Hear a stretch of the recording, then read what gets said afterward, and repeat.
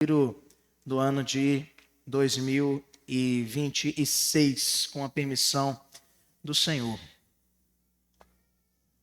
Tchau.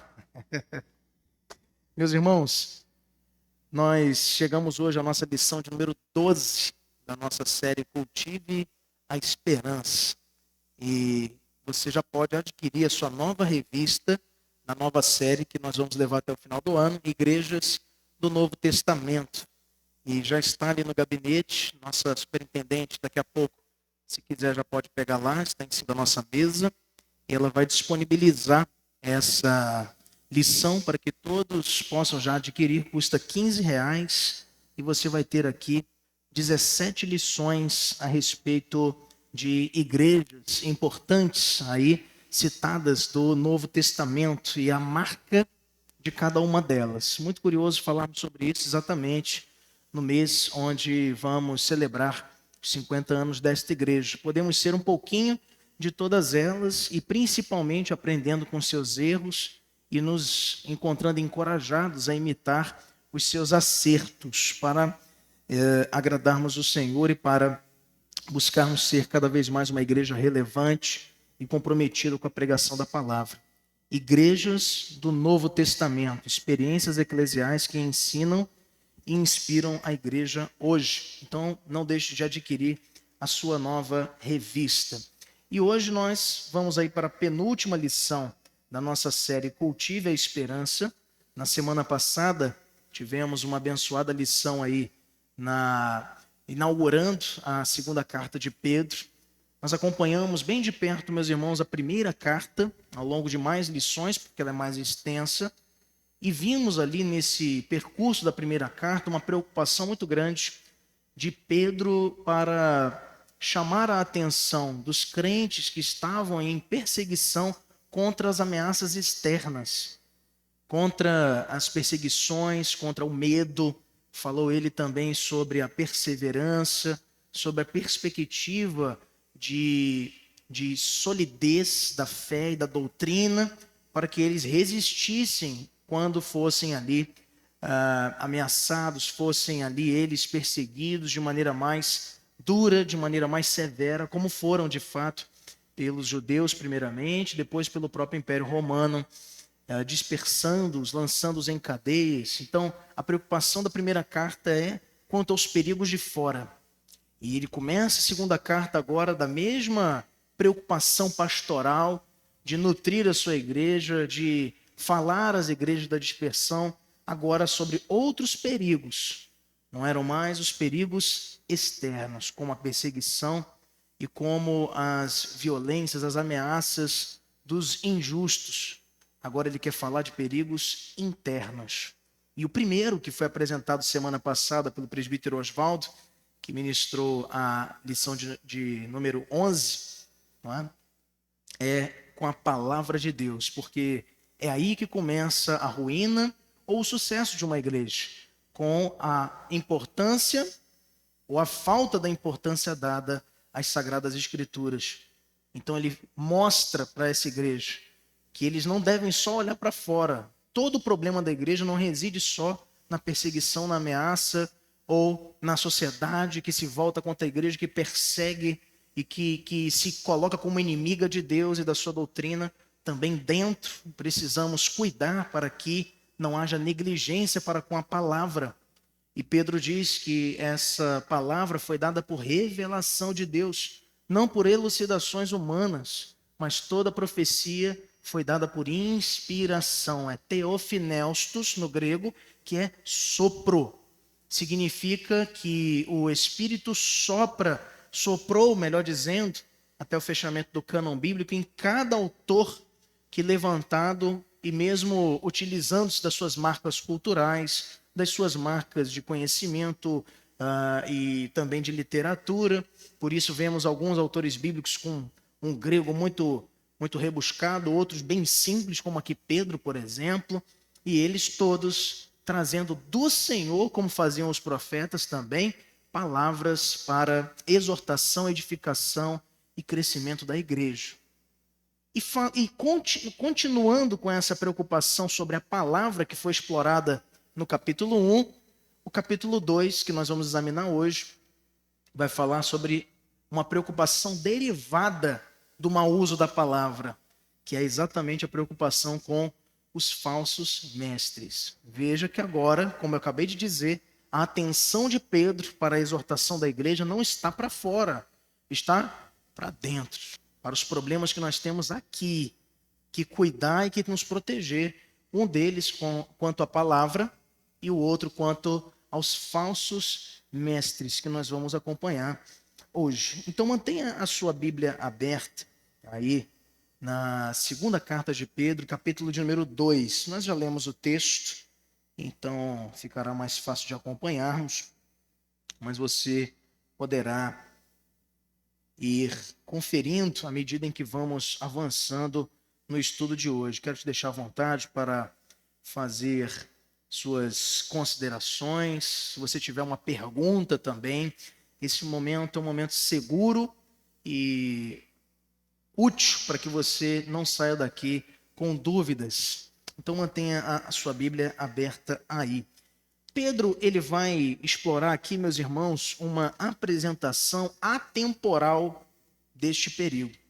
Quando a gente olha para a igreja evangélica nos dias de hoje, nós temos uma falsa compreensão, ou podemos ter uma falsa compreensão, de que o perigo dos falsos mestres ele é restrito ao tempo de hoje, da internet, das redes sociais, da teologia da prosperidade e dessas heresias que surgem todos os dias em nosso meio. É que, na realidade, hoje nós estamos mais conscientes disso. A gente consegue identificar com uma velocidade muito maior, o que não significa que sempre existiram falsos mestres, ou que não existiam antes, sempre existiram. E Pedro aqui ele apresenta isso de uma forma muito categórica, passeando na história do povo de Israel, que eles conheciam, seus leitores, e nós também, para mostrar que desde o princípio, desde o Éden já tinha falso mestre. Não, mãe, o que foi que a serpente disse para Eva? Por que você não come desse fruto da árvore do centro do jardim? Não, porque Deus nos ordenou que não comêssemos. Não, mas ele não disse isso não. Na verdade, ele não quer que vocês comam para vocês não se tornarem como Deus. Olha só a falsa pregação. E uma coisa muito importante para falar sobre falso ensino, sobre heresia, é sempre você ter em mente o seguinte: a heresia ela não surge de uma coisa estapafúrdia, ela não surge de uma coisa assustadora. A heresia surge da distorção da palavra. A heresia nasce na palavra e desencaminha ela enveredando para o coração humano, para o intento dos homens, para a nossa própria ciência, para o nosso próprio conhecimento, para a nossa própria inteligência, desviando o ensino e a doutrina da palavra de Deus ao propósito que ela foi estabelecida por Deus, que é o autor da palavra. Então, a Bíblia nos garante muitas verdades sobre os falsos mestres. A primeira delas é que eles existirão até a segunda vinda de Cristo. Não tem como se fazer um mutirão de caça aos falsos mestres para extirpá-los da existência. Isso não é possível. Sempre eles estarão conosco. E é nosso papel o quê? Identificá-los. E é o que a gente vai ver aqui nessa manhã. Outra coisa, esses falsos mestres têm como engano a sua missão de vida. Estão eles para enganar, exceto aos eleitos de Deus. Os eleitos não podem ser enganados, porque seguem a voz do seu pastor. E o seu pastor é Cristo. Através dos pastores, através dos líderes, a voz que precisa ecoar para o ensino, para a exortação, para o crescimento da igreja, não é a voz do pastor Gabriel, do presbítero Santos, presbítero Manuel, Osvaldo, dos homens, dos líderes, pregadores. A voz que precisa ecoar dos lábios de todos os que ensinam tem que ser a voz de Cristo. E os eleitos reconhecem a voz de Cristo. E aí o discernimento, o arbítrio, o juízo que nos é concedido, não pelo nosso estudo, ou pelo teu desempenho, ou pelo seu empenho, melhor dizendo, em estudar as Escrituras, não é por aí que você vai adquirir automaticamente esse discernimento para compreender, isso aqui não é a voz de Cristo, isso aqui é. Isso é o Espírito que abre os olhos do coração, como diz lá o apóstolo Paulo na carta aos Coríntios, ilumina os olhos do nosso coração para que compreendamos de maneira espiritual as coisas espirituais. Discernimento. Os eleitos têm isso, os ímpios não, por isso são levados pelos ensinos dos falsos mestres. E uma terceira e última lição de maneira geral, sobre esses falsos mestres, é que eles podem ser identificados. Eles têm nome, sobrenome, cor de roupa e forma de falar. Você sabe como identificá-los, e a gente vai ver isso nessa manhã. Porque além de você poder identificá-lo, a palavra nos assegura que você também pode vencê-lo. Você pode vencê-lo na força e no poder de Cristo Jesus. Por conta do relativismo, do falso conceito de tolerância, há quem pense que tudo precisa ser aceito e respeitado. Mas você olha aqui para os autores neotestamentários, um deles aqui é Pedro, você vê João de maneira muito explícita, também Paulo, nomeando esses falsos mestres, dando nome aos bois para cortar a compreensão de que não, deixa ele lá, não faça nada não. Eles denunciam, eles dão nome. Esse aqui não aceite a pregação deles, nem recebam aí. Principalmente João vai fazer isso com Diótrefes, lá na terceira carta, chamando a igreja para compreensão de como devem ser tratados os falsos mestres, como deve ser tratado o falso ensino, isto é, com firmeza. Não podemos tolerar a falsa pregação. Eu sempre digo isso para essa igreja e também para todos os irmãos quando precisamos exortar, admoestar, aconselhar, e digo, olha, enquanto eu estou lhe ensinando, lhe trazendo um conselho, uma direção da palavra de Deus, acate no Senhor. Agora, se eu me desviar disso, você não está autorizado a se submeter. Você deve, é sua obrigação fazer isso, porque nós devemos obediência a Deus e a sua palavra, e não aos homens. Tudo aquilo que escapa disso deve ser rejeitado, porque a fé e a sã doutrina foi revelada e entregue a nós. Além de alvos desse conhecimento que o Espírito produz em nós, meus irmãos, através da santificação, nós precisamos nos compreender não somente como receptores, mas como guardiões dessa doutrina. Como igreja, não só os líderes, não só os teólogos, todos os crentes recebendo a boa doutrina do Senhor precisam se investir desse dever cristão de guardar a doutrina e de vigiar para que ela seja obedecida e entregue de maneira fiel. Então, todo crente precisa ser um diligente defensor desta fé. Veja só o que o falecido autor John MacArthur, morreu recentemente, ele fala sobre falsos mestres. Os falsos mestres são mais perigosos do que perseguidores externos, porque não atacam de fora, mas se infiltram na comunhão, deturpando a verdade sob a capa de piedade. É curioso vermos, meus irmãos, que existe uma preocupação patente dos autores bíblicos, dos apóstolos, quanto a esta realidade.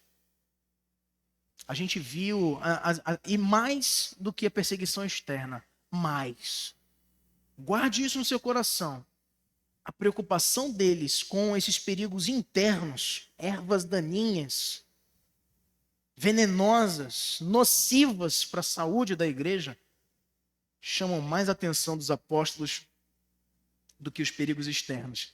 Tertuliano dizia que a perseguição externa, o massacre dos cristãos, isso não preocupava tanto a igreja do que heresia. Porque ele dizia que o sangue dos mártires é a semente da igreja. Quanto mais ela era caçada, oprimida, presa, violentada, ameaçada pelo Império Romano, pelos judeus, por nações inimigas, mais ela prevalecia no Senhor, quando dependia do Senhor. E crescia, e desenvolvia e multiplicava. Agora, quando a casa começa a ruir por dentro, Pode estar tudo em paz lá fora e ela vai cavar a sua própria destruição. As cartas dos apóstolos, os evangelhos, todos os 27 livros do Novo Testamento foram escritos com esse propósito. Cada um deles, de Mateus a Apocalipse. Cada um com um propósito. Quando você vai estudar teologia bíblica e vai estudar o propósito de cada autor bíblico, você vai notar isso que eu estou te dizendo. Mateus escreveu o Evangelho de Mateus, tendo vivido, sendo testemunho ocular do que Jesus promoveu em seu ministério e na sua obra de morte, ressurreição e ascensão aos céus.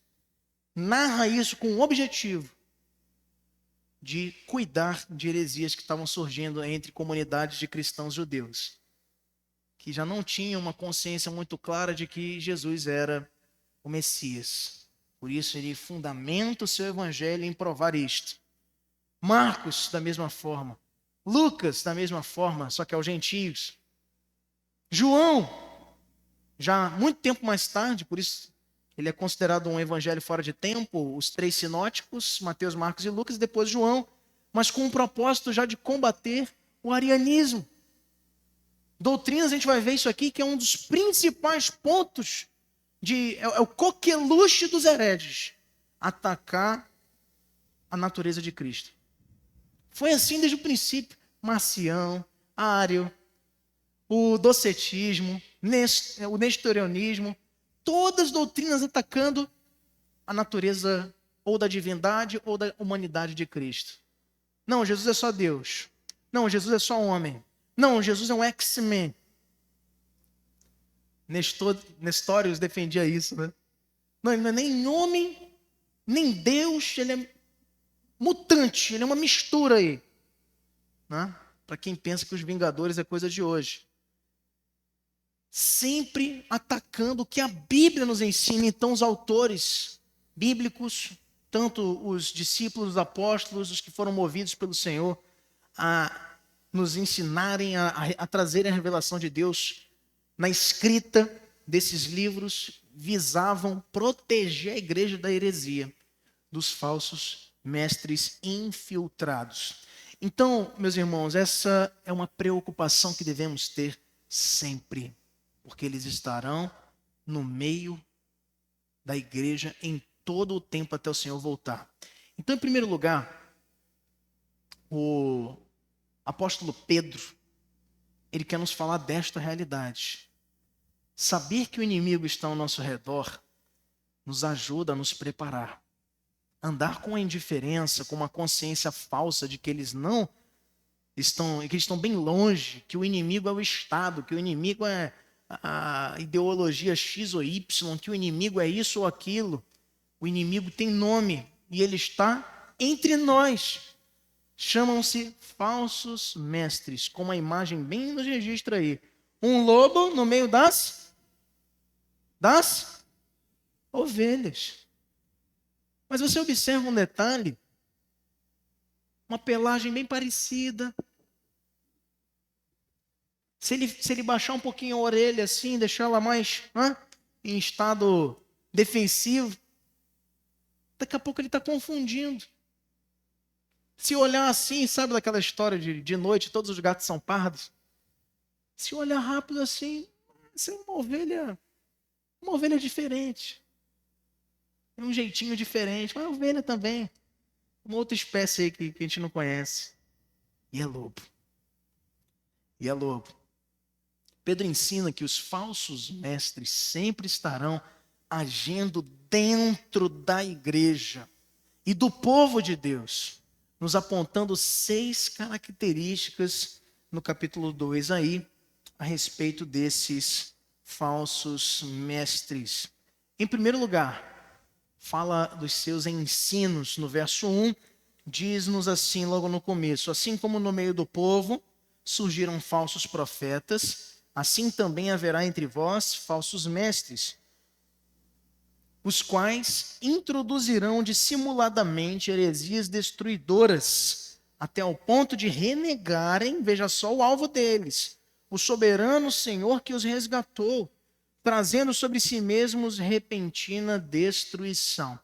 Primeiro, o seu ensino é de destruição através das heresias, heresias destruidoras. Esse é o ensino dos falsos mestres. A característica que eu disse para você, que é atemporal, ela é muito relevante.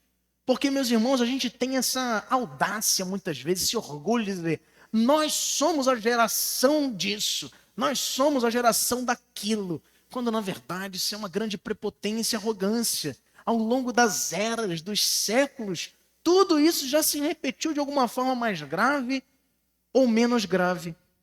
Pastor, mas imoralidade hoje é muito, a perversidade hoje é demais. Nunca teve antes. Aí você olha coisas que acontecem. Assista o filme Calígula. Mas assista só para não assistir nunca mais. Né, Moisés? Moisés já está falando até quando não assista só um resumo na internet. É péssimo. É péssimo. E é um filme, está retratando só partes do que era, porque era muito pior. Pastor, mas eu não acredito. Orgias, bebedices, glutonarias. Novidade de hoje. Paulo condena isso nas cartas. Pedro fala sobre essas imoralidades. Tiago condena também da mesma forma. Os apóstolos estão lidando com os problemas que nós lidamos hoje. E heresia não é, como eu já disse no começo, um privilégio do nosso tempo. Lá atrás, quando o povo caminhava peregrinando no deserto, apareciam falsos profetas. Lá atrás, quando o povo estava no exílio, lembra lá de Jeremias? Esse para mim é emblemático. Surgiu um falso profeta dizendo, não, esse tempo do exílio não é tudo isso não. Vai ser mesmo, a gente já vai voltar já, gente. Eu ouvi. Eis que eu te digo. E aí, no final das contas, Jeremias condena aquela falsa pregação e diz, negativo, o Senhor já decretou o tempo de vocês. Não tem quem faça ele retroceder. Porque quando o Senhor determina, acontece. E corrige e exorta o povo ao arrependimento, para que se voltassem à voz de Deus. A heresia destrói. Mas não é só agora. Destruía antes e também agora. Inclusive, a palavra heresia, ela significa exatamente isto. Refere-se a um pensamento que a pessoa toma para si como verdade. A gente hoje falou da relativização, nós estamos vivendo no tempo da sua verdade. Em muitas academias, em muitos centros que antes eram conhecidos na ciência moderna e contemporânea pelo debate das ideias, franco, honesto, genuíno, hoje, na verdade, é um ambiente de opressão intelectual. Mas é uma opressão travestida de liberdade. Porque se arvoram como os defensores das minorias, se arvoram como os defensores da pureza intelectual, se é que ela existe, e na realidade intoleram, fulminam dos ambientes, até mesmo ceifam as vidas daqueles que se julgam opositores, conservadores, ou não concordam com o que tem sido pregado pela maioria. As heresias surgem da mesma forma, meus irmãos, tornando para as pessoas suas próprias verdades. Essa semana mesmo eu tive um contato com alguém lá no meu ambiente de trabalho, e lá conversávamos sobre alguma coisa relacionada à vida espiritual.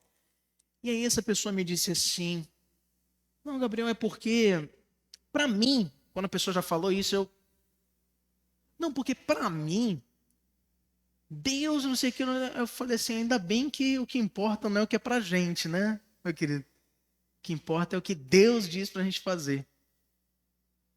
A gente não tem nossas próprias compreensões, nós temos o que o Espírito nos concede que tenhamos, é o que Ele quer que nós façamos. Só tem um caminho, só tem uma verdade, e só há uma vida, e ela está em Cristo.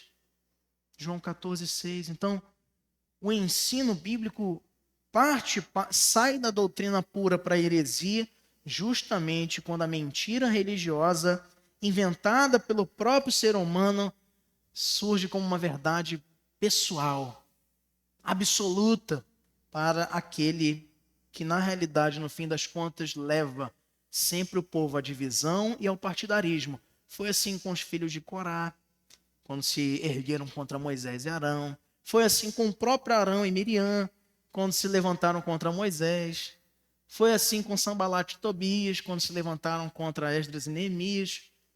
É sempre a mesma estratégia, o mesmo ensino e o mesmo resultado. O ensino, heresias destruidoras.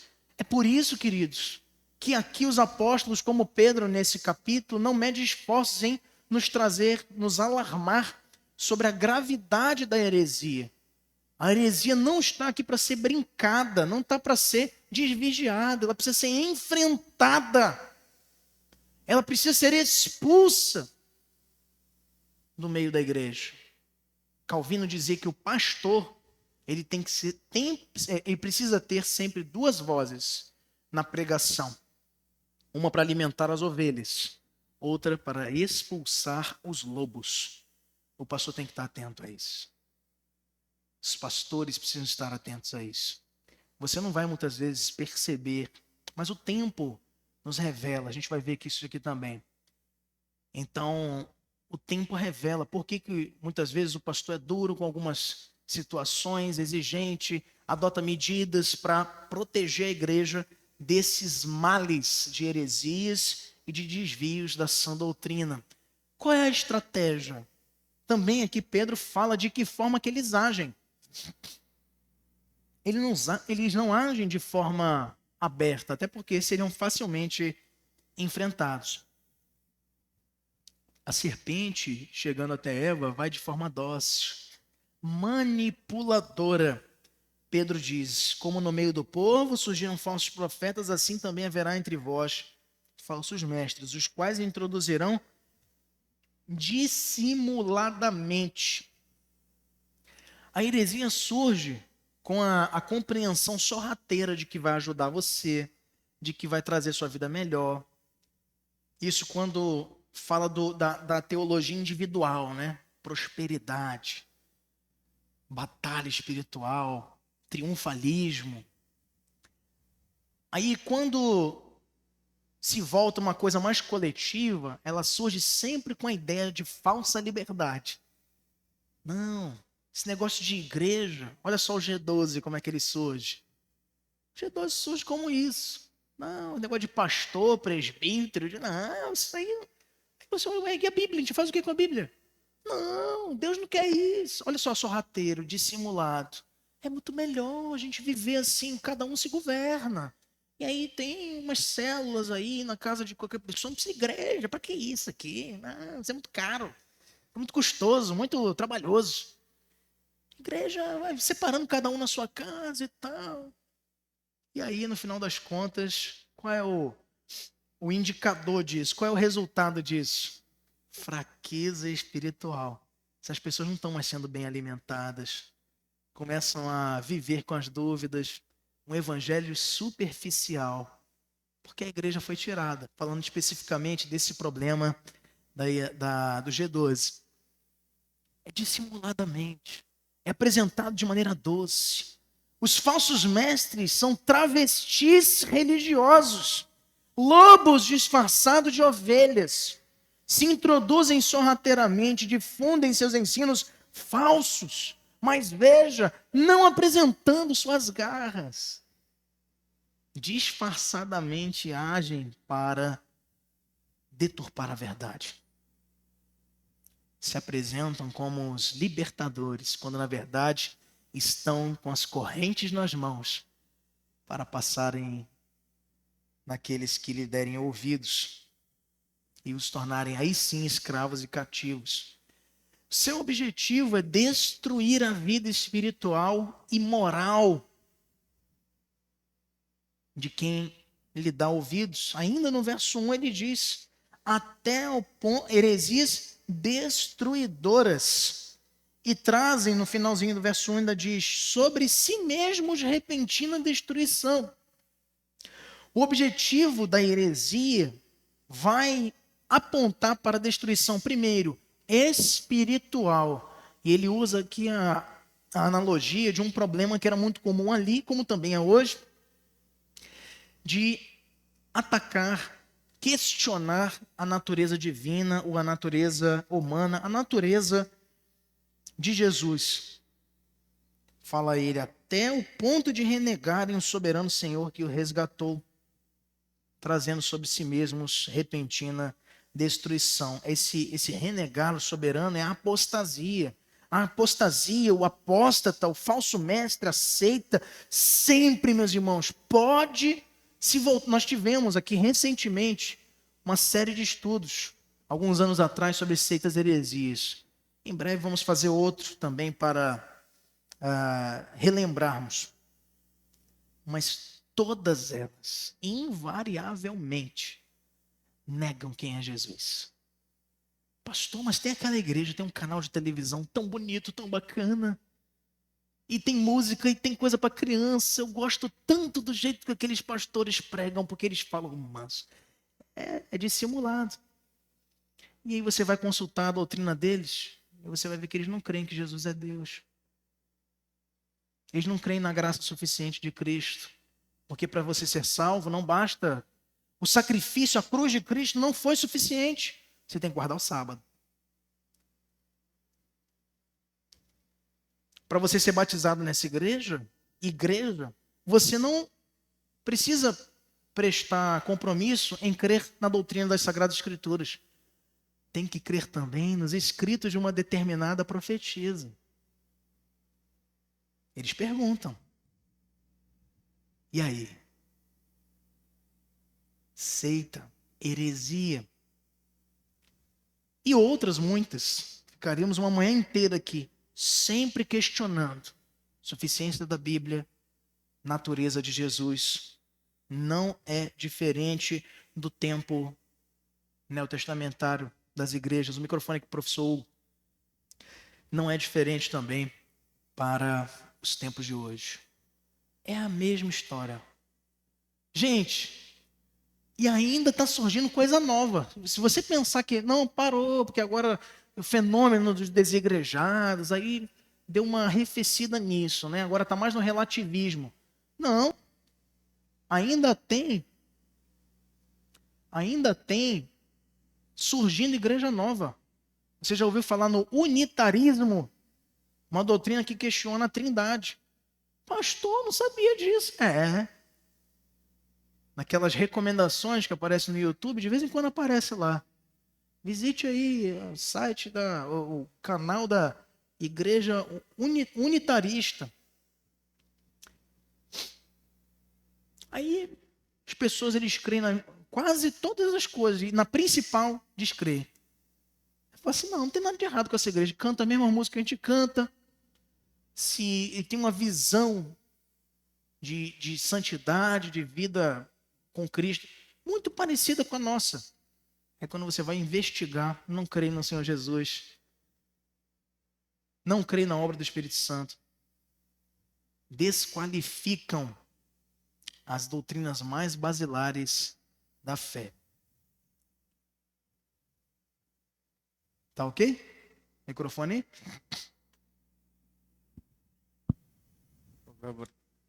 Pastor Gabriel, é interessante o seguinte, né?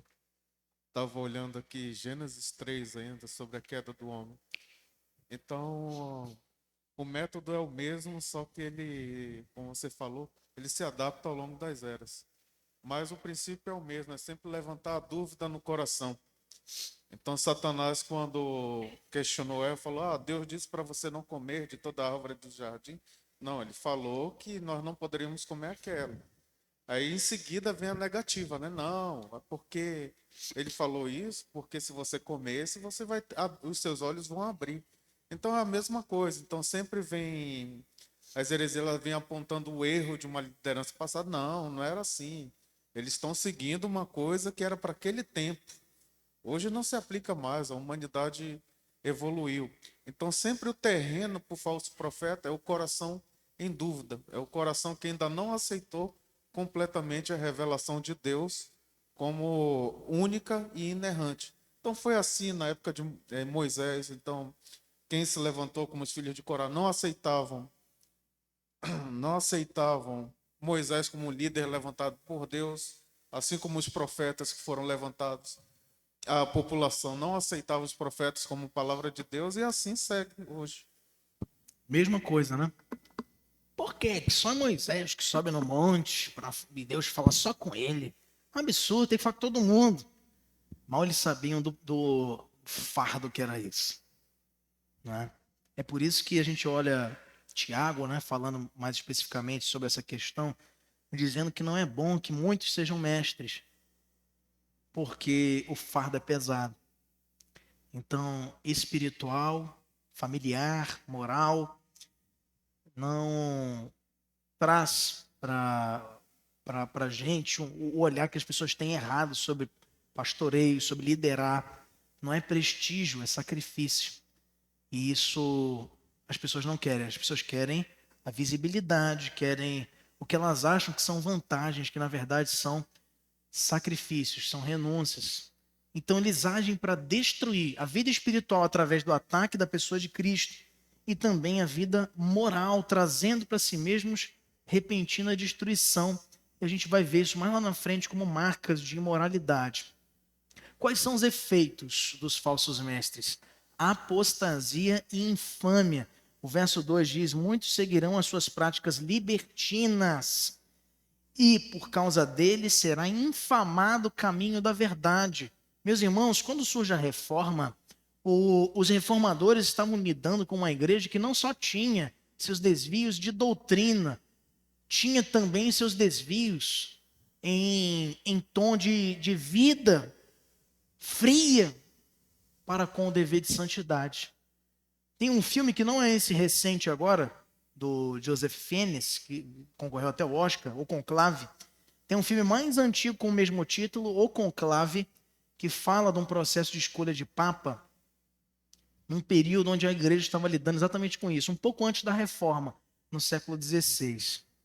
E é impressionante, o filme retrata de uma maneira muito profunda essas relações dos bastidores da igreja. Imoralidades, orgias realizadas pelos sacerdotes da igreja romana. E isso tudo despertando, associado com os desvios doutrinários, um olhar dos reformadores, os homens que o Senhor levantou para ver, não, está tudo errado.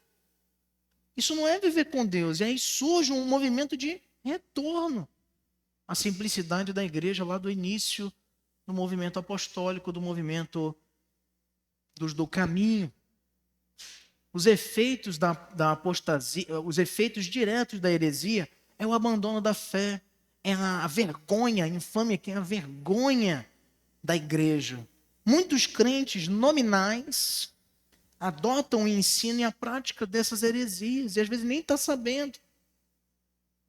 Acho que ontem mesmo eu estava conversando com um adolescente no encontro lá, e falou: pastor, essa música aqui é muito legal. Quando ele me fala: não! Suma com essa música da tua playlist, dos teus aplicativos, isso é heresia. E está ouvindo, e está acompanhando, porque a gente está sendo bombardeado o tempo todo com essas doutrinas e heresias que trazem vergonha e escândalo para o evangelho.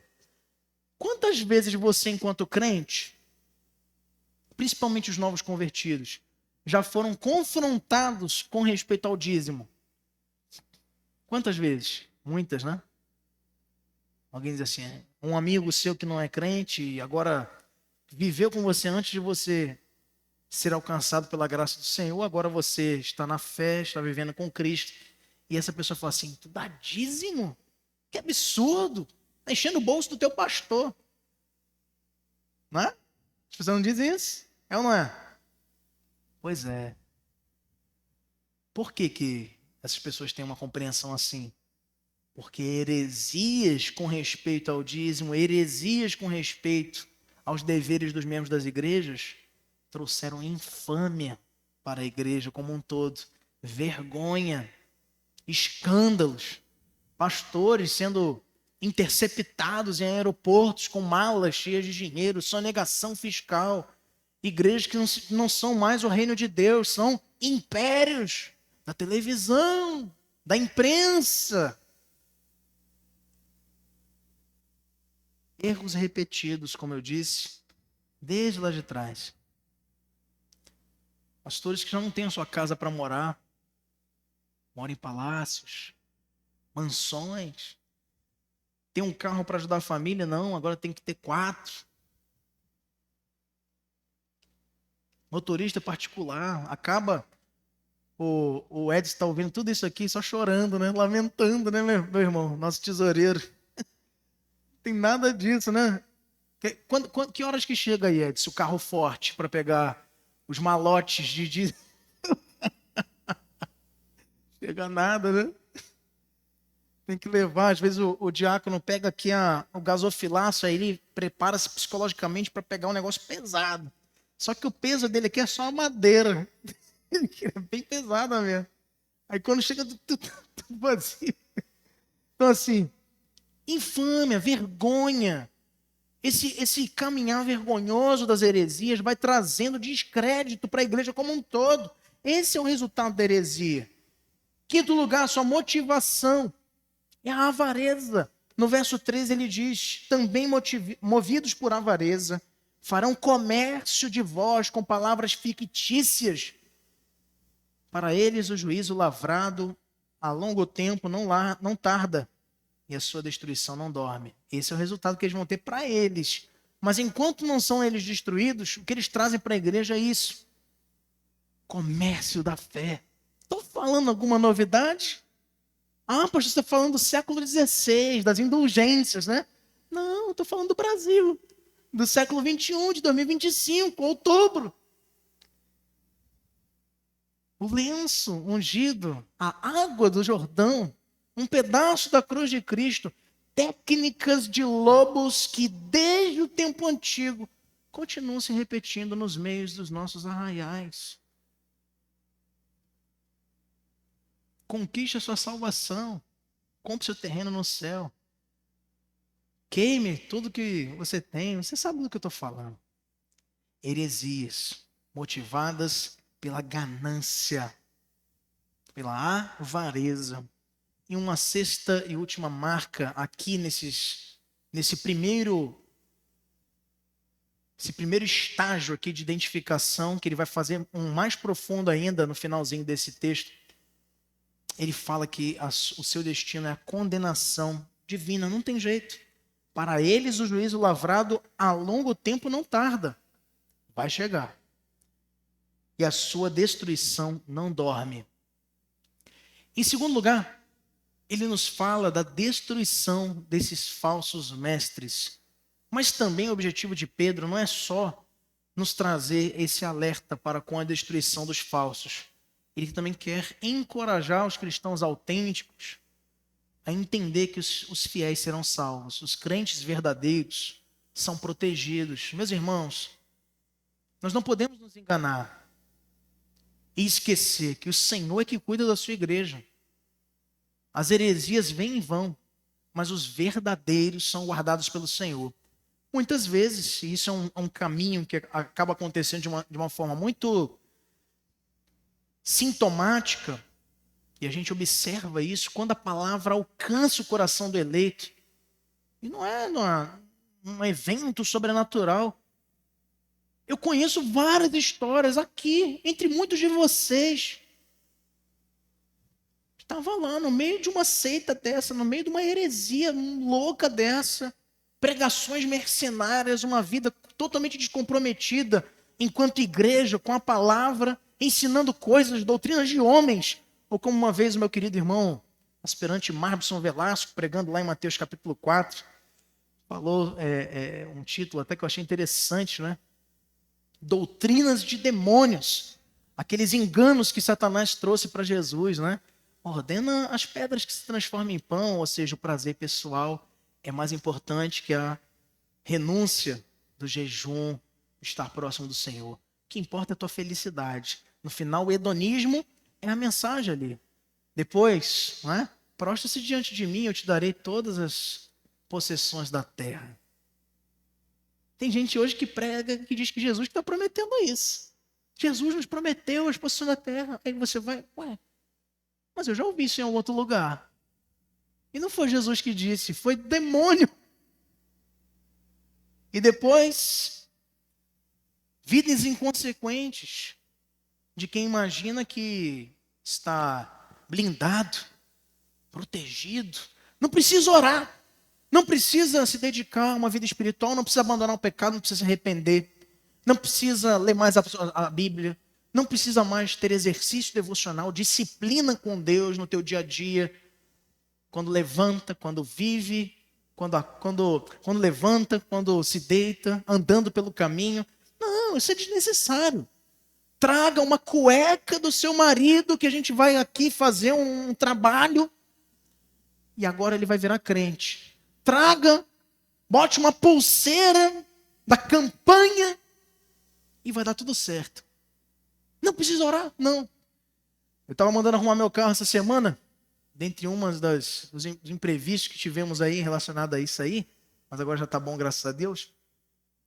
Aí eu fiquei aguardando enquanto ele terminava lá de colocar a película, não sei o quê, e o rapaz falou assim: ei, chefe, tá precisando entrar em forma, hein?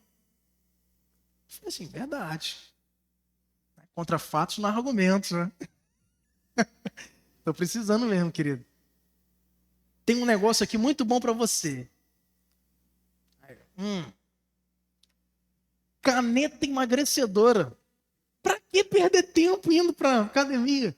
Para que ter disciplina para acordar cedo e correr? Para quê? Isso é muito desgastante, é chato. Aplico, né?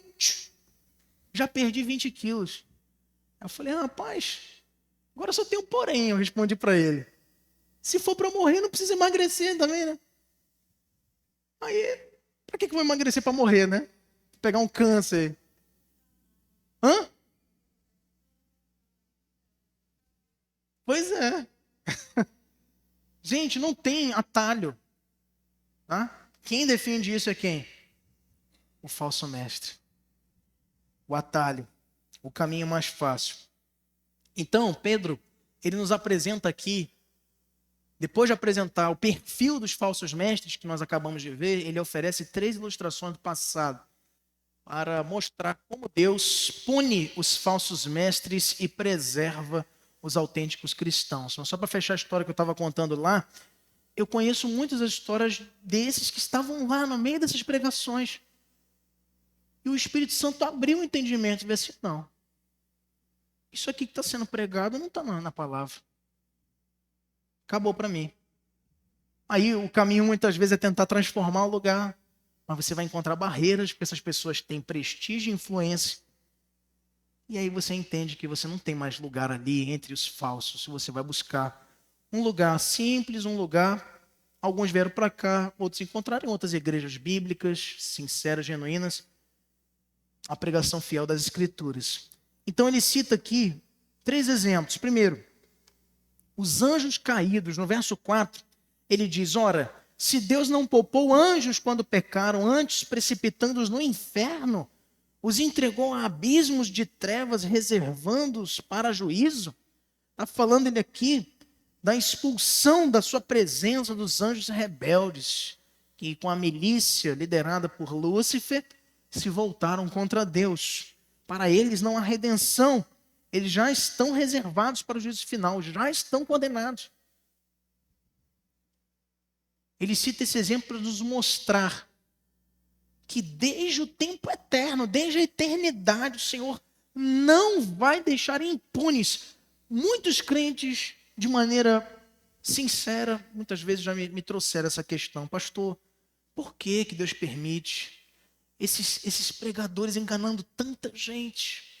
Mercenários, ladrões, salteadores do reino de Deus. Por quê? Mas no tempo certo o Senhor vai trazer sobre eles justa condenação. Sem prejuízo de que a gente tem que observar que o falso mestre, ele também não é nada sem o quê? Oi? Que são quem? Esses ouvintes são quem? Hã?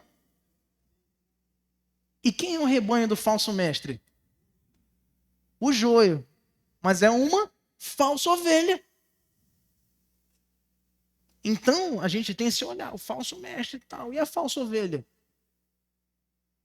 Um cara que ele não quer vir para o culto de doutrina, não quer vir para EBD, não quer vir para o culto de ceia, ele não quer ouvir a pregação do evangelho.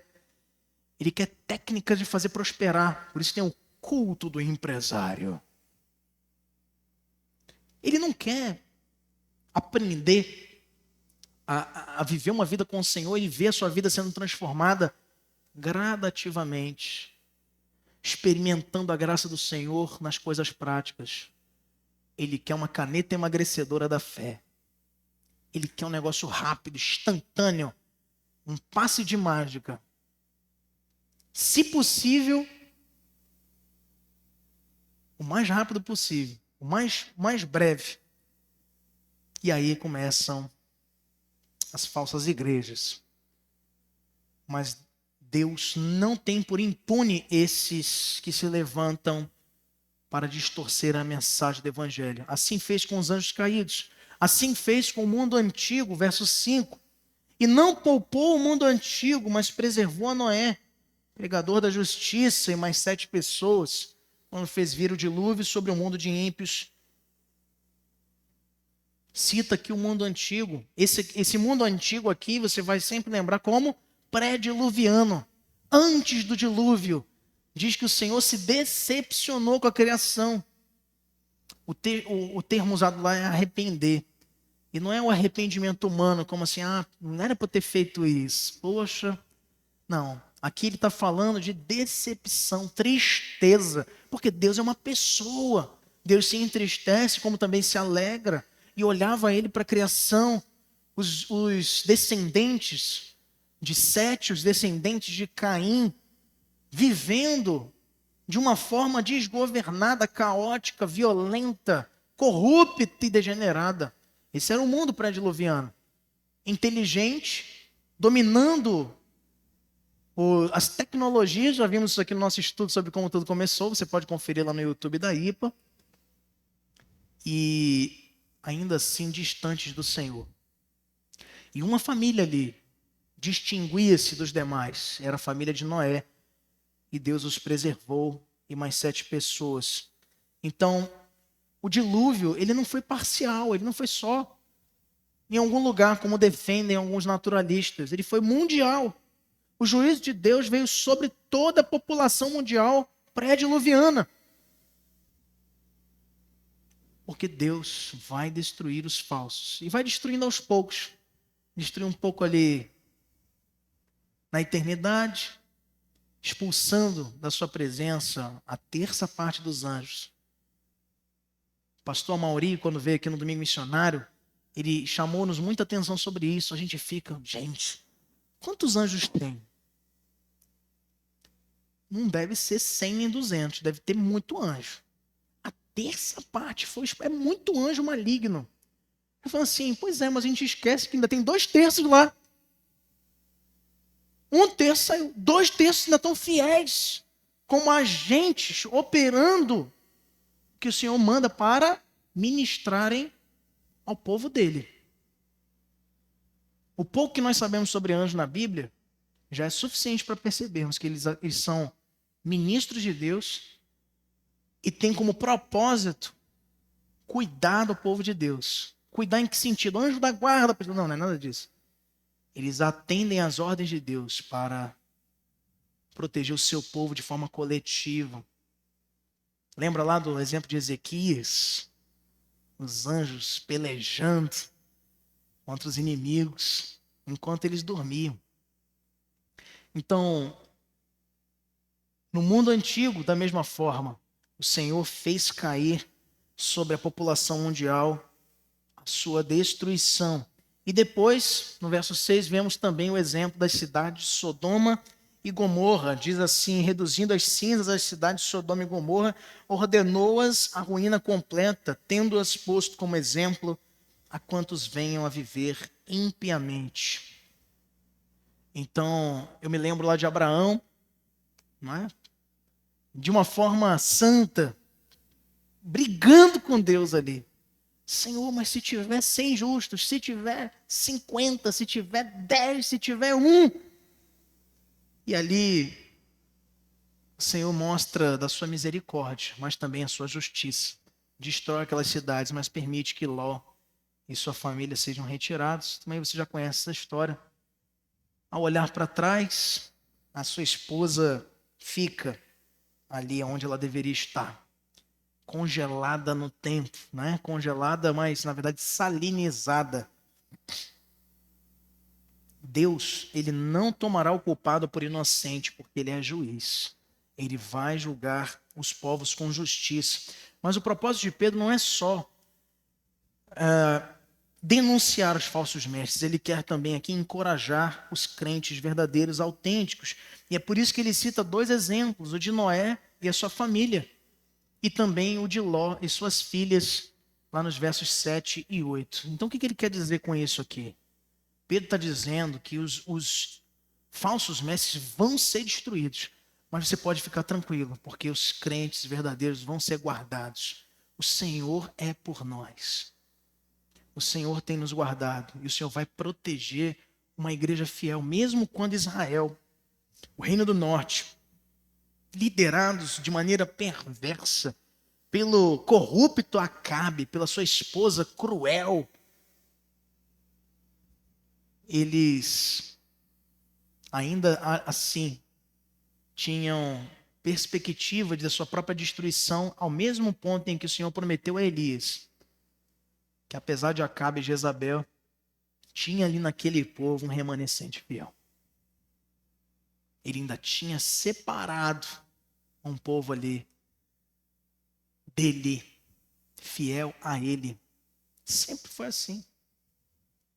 A destruição, ela não aniquila com os que estão sob a guarda do Senhor, porque a conclusão de Pedro é que o Senhor sabe livrar da provação os piedosos e reservar sob castigo os injustos para o dia do juízo, como está no verso 9. É porque o Senhor sabe livrar da provação os piedosos e reservar sob castigo os injustos para o dia do juízo. Então, ele fala aqui de um juiz competente. No verso 9 diz que o Senhor sabe. Ele não aposta, ele não tenta. Ele é um reto juiz, ele sabe o que ele está fazendo. Conhece o caráter das pessoas.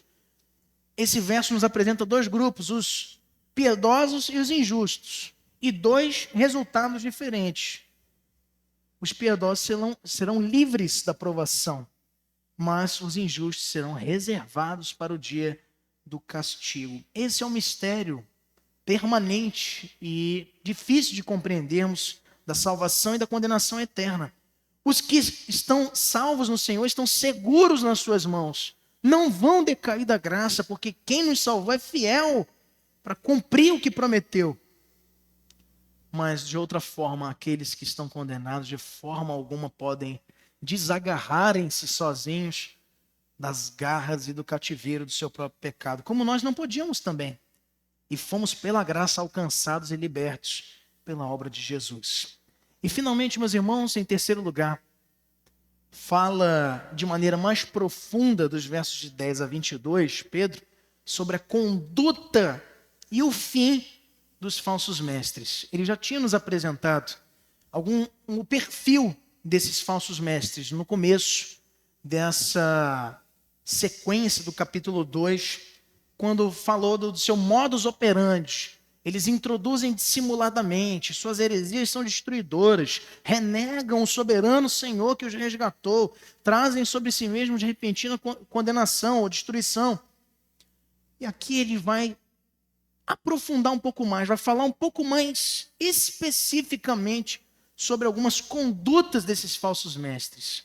Preocupado com os estragos das heresias e a infiltração dos falsos mestres, Pedro, ele nos alerta de forma mais profunda sobre quem são eles. Primeiro, são carnais ou escravos dos desejos. No verso 10 é dito, especialmente aqueles que, seguindo a carne, andam em imundas paixões e menosprezam qualquer governo. Então, são naturalmente escravos dos seus próprios desejos, carnais, praticam tipos distintos de imoralidade sexual e se alegram nisso. E outras formas também de corrupção humana. Em Gênesis 19:5, em Judas 6:8, vemos exemplos claríssimos de, no passado, esses que também são associados aqui no texto por Pedro, trazendo à memória o que tinha vindo antes, como revelação do que viria a ser para a marca na realidade, para nos assegurar das marcas que são ostentadas pelos falsos mestres. Carnalidade. Além disso, são eles audazes, arrogantes. Ainda no verso 10 diz que eles são atrevidos, ou seja, audazes, arrogantes, não temem difamar autoridades superiores. O falso mestre, ele tem na sua boca uma crítica sempre preparada. Mas não é uma crítica para construir, é uma crítica para destruir. Ele é maledicente, é fofoqueiro. Lembre de novo. O que a gente está dizendo aqui? Na primeira carta, Pedro tem uma preocupação com os inimigos de fora. Aqui, na segunda carta, Pedro tem uma preocupação com os inimigos de dentro. Os falsos mestres sentam no banco do teu lado. Os falsos mestres visitam a igreja. Os falsos mestres estão entre nós. Eu falo aqui entre nós, não é para você ficar... Eu falo entre nós, entre a igreja brasileira, entre a igreja do Senhor, a igreja invisível que está espalhada. Eles estão lá, às vezes pregando, às vezes visitando, indo de casa em casa, difundindo a heresia. E de vez em quando a gente vê os resultados disso, quão nocivos e destruidores são. A gente pensa, meus irmãos, porque a gente vê o compromisso, se esforça na igreja do Senhor para trabalhar para Ele de maneira fiel, e os irmãos envolvidos com a sã doutrina, e a gente esquece o que está acontecendo lá fora, na África. Movimentos de periferias com pastores que se arvoram em apresentar para as suas comunidades, ou se apresentar para as suas comunidades, como portadores de Deus, e que vão curar infertilidade. Como é que cura a infertilidade? Dizem eles. Você já sabe, né? E vão enganando pessoas incultas, letradas, vão trazendo vergonha para a causa do evangelho. Lembrando de novo, como é que eles são? Carnais. Como é que eles são? Atrevidos, arrogantes. Tem uma coisa que eu detesto, e infelizmente, meus irmãos, eu já tenho visto isso acontecer no meio reformado, para o nosso lamento. Isso acontece, e eu tenho certeza, acontece muitas vezes para que Deus nos mostre que nós não podemos colocar nossa fé nos homens. Pastor, mas o reverendo fulano na internet é uma grande autoridade na nossa igreja. Mas é homem. E erra. E erra. Todos nós erramos. Ele não vai errar. Inerrante é o Senhor, que não falha. E aí eu tenho visto crescer um movimento agora de react. Que isso é uma porcaria, isso é um empobrecimento do intelecto humano, da criatividade humana. E tem pastor entrando nessa história. Faz um vídeo, um exemplo. Eu estou fazendo um vídeo aqui falando sobre a segunda carta de Pedro. Aí, esse pastor ele vai ver o meu vídeo e vai fazer uma reação dizendo o que ele concorda e o que ele discorda. Mas eu não fiz para isso.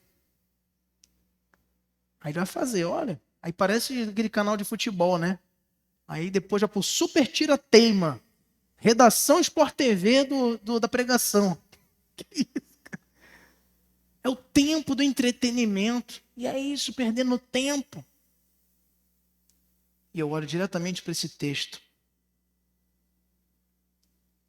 Não temem difamar autoridades superiores. São atrevidos, arrogantes, audazes.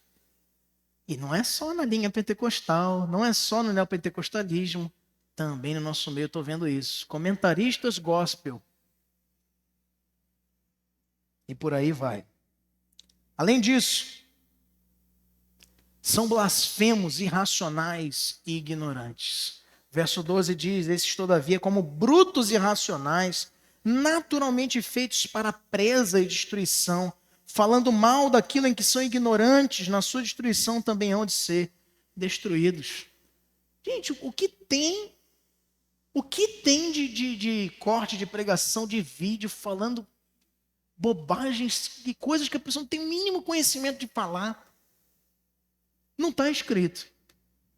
Lugar de aprender a Bíblia, queridos, é na igreja do Senhor, é na comunhão dos santos, são nos seminários, são entre os irmãos, nos nossos grupos de estudo, grupo de comunhão, é entre gente experiente na fé. Se tem uma coisa, tem como, a gente não pode jogar a criança com a água do banho. A internet tem muita coisa boa, tem, é verdade. A gente tem, esse vídeo aqui vai ser postado no YouTube da igreja. Mas olha, se possível, tem essa possibilidade, estuda com os irmãos na fé. Estude com gente experimentada, capacitada. Deixe a internet como uma ferramenta, não como meio de aprendizado. Prioriza o contato humano, prioriza a vida na vida. São pessoas irracionais. O falso mestre, ele age com essa conduta e é ignorante. O argumento dele acaba rápido, ele já parte logo para a difamação. Uma coisa montando a outra aqui, ó.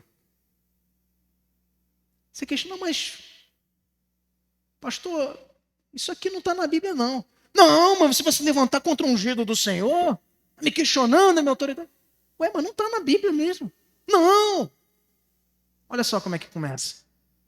Ignorância. Aqui, Pedro até usa essa expressão, bruto. São pessoas assim. Não são pregadores da palavra. São lobos. Além disso, adúlteros, praticantes de orgias, vazamentos que a gente tem visto aí cada dia mais. Estão lá pregando sobre santidade, vivendo muito longe dela.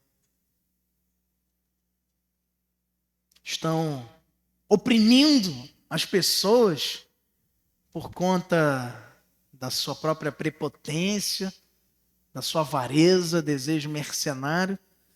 E nas suas vidas ostentam condutas paralelas. Abusam das pessoas. Assédios. E outras formas de imoralidade. São avarentos, comerciantes da fé. São vazios de conteúdo espiritual. Olha só o que o verso 17 nos diz. Muito bom, diz assim: esses tais são como fontes sem água, névoas impelidas por temporal. Para eles está reservada a negridão das trevas.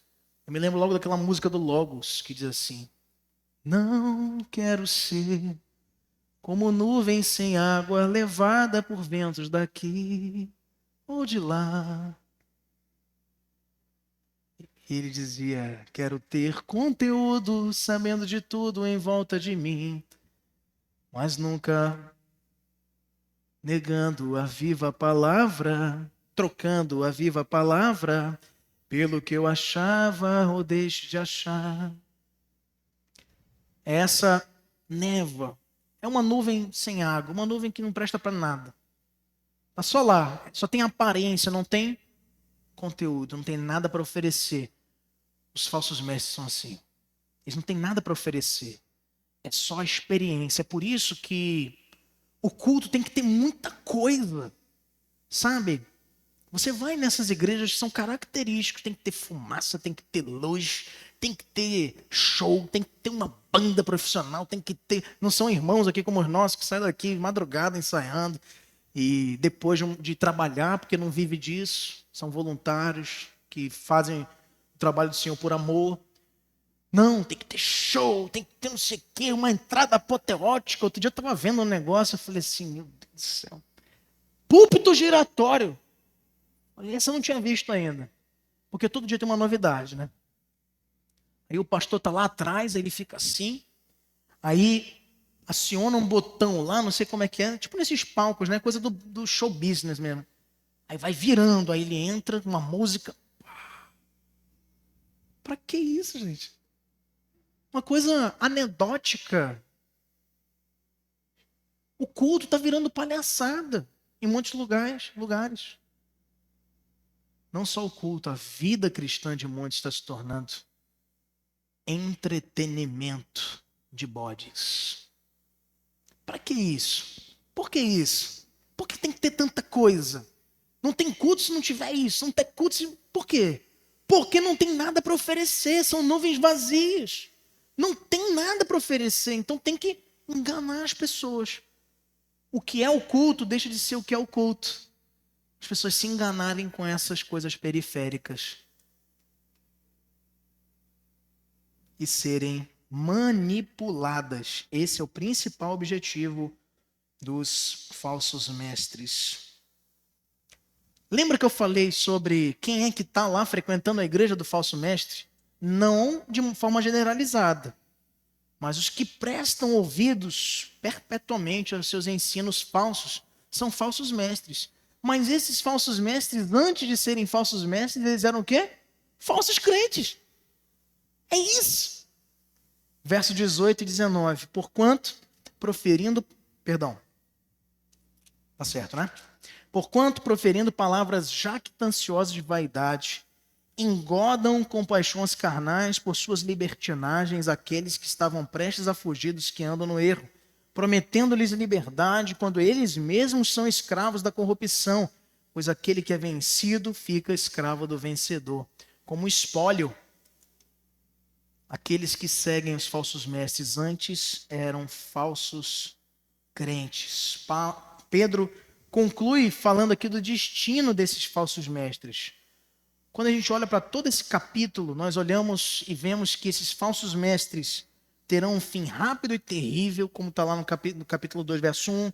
Eles serão destruídos, verso 3. Serão capturados e mortos como feras selvagens.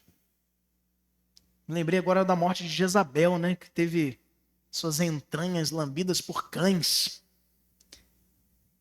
Verso 12. Colherão tudo que semearam, verso 13. Serão lançados nas trevas e escuridão, verso 17.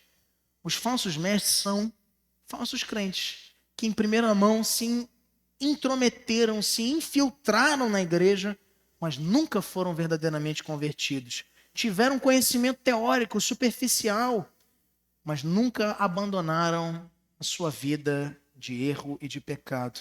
A Bíblia chama eles, não somente aqui, mas em outros lugares, de apóstatas, aqueles que abandonam a fé. Ou seja, pessoas que faziam parte da igreja visível, mas não da invisível. Eram joios no meio do trigo. Serão multiplicados nos últimos dias de maneira assustadora. E serão duramente castigados. Jesus mesmo conviveu com alguns discípulos apóstatas, como Judas Iscariotes. Paulo teve que enfrentar Himeneu e Alexandre. Já falei aqui que João também recomenda que fosse negado o ensino de Diótrefes. E da mesma forma nós, nos dias de hoje, precisamos estar com os nossos olhos bem abertos para os falsos ensinos. No nosso dia a dia, no que você consome na internet. O desejo pela pregação, por adorar o Senhor com hinos, com músicas, é genuíno, deve ser incentivado. Eu te incentivo a isso. Mas faça-o com critério. Se você é um crente verdadeiro, você também busca a pregação verdadeira. Se você é um crente verdadeiro, você busca também músicas que adoram verdadeiramente ao Senhor. E não músicas antropocêntricas que difundem falsos ensinos. Pedro encerra o seu ensino dizendo que os falsos mestres eram irrecuperáveis, utilizando-se de duas figuras: o cão retornando ao próprio vômito e a porca lavada retornando ao lamaçal. A lição é que os falsos mestres, como cães e porcos, são pessoas sem comunhão com o Senhor e vivem entregues à sua própria imundície. Por isso não podem se esconder por muito tempo. A orelha é diferente, o focinho também. E você vai notar com o tempo se você é um crente verdadeiro. O Senhor nos dá discernimento para identificar. Isso aqui não é ovelha, isso aqui é lobo. E o lobo, ele tem que ser expulso. O lobo, ele tem que ser tratado como lobo. Você pega o lobo e chama para fazer um carinho, né, com aquela garra, bem assim, aí você chama ele para fazer um carinho, abraça, chama para casa. É assim que trata o lobo? Hein? É assim que se trata o lobo? Como é que trata o lobo? Como é que se trata o lobo? Como é que o pastor trata o lobo? Ele vê vir o lobo e o afugenta. O lobo, ele tem que ser enxotado, ele tem que ser afugentado. Infelizmente, queridos, muitas das consequências terríveis que a igreja tem experimentado nos dias de hoje foi porque lá atrás os servos de Deus, os pastores de Deus, os presbíteros de Deus, tendo esta responsabilidade, não quiseram se indispor. Mas se indispor faz parte do trabalho, né, presbítero Santos? Se indispor faz parte da caminhada. E a gente tem que ter firmeza para enxotar os lobos. Você não vai ficar sabendo muitas vezes, você vai observar. De vez em quando aparece um lobinho, lobinhos e lobinhas, e o Senhor traz capacitação para os líderes, principalmente, para cuidarem dessas circunstâncias com sabedoria, mas também com senso da urgência e da gravidade, porque, em última instância, não podemos inocentar os lobos para não sacrificarmos as ovelhas. Sinclair Ferguson, autor reformado, renomado do nosso tempo, ele diz que vigiar contra falsos mestres, em última análise, vigiar pelo Evangelho. Onde a verdade é abandonada, a vida cristã perde o seu fundamento e a igreja a sua identidade. Que frase maravilhosa, não é? Que estudo maravilhoso, porque são duas faces de uma mesma moeda. Eu costumo sempre dizer isso, isso me marcou. Um estudo que fizemos sobre autenticidade no meio digital, no meu trabalho. E falava-se sobre o estudo de notas falsas, né? E o perito de identificação desses institutos de perícias aí espalhados pelo Brasil e fora dele também, eles não se aprimoram na identificação da nota falsa estudando a nota falsa. A sacada do perito é conhecer como poucos a verdadeira. Conhecendo a verdadeira, ele olha para a falsa e já sabe. Qual foi a lição da semana passada? Sobre a palavra de Deus. Sabendo, conhecendo a palavra de Deus, o evangelho puro do Senhor, como revelação de Deus, nós somos capacitados para nos proteger do que é falso. Porque por conhecermos bem e profundamente o verdadeiro evangelho, quando a gente vê o falso, a gente já sabe que não é do nosso. A gente já sabe quem é lobo, quem é ovelha. Vamos ficar de pé, queridos, com o nosso grupo de louvor, cantarmos uma música que foi separada para este momento, para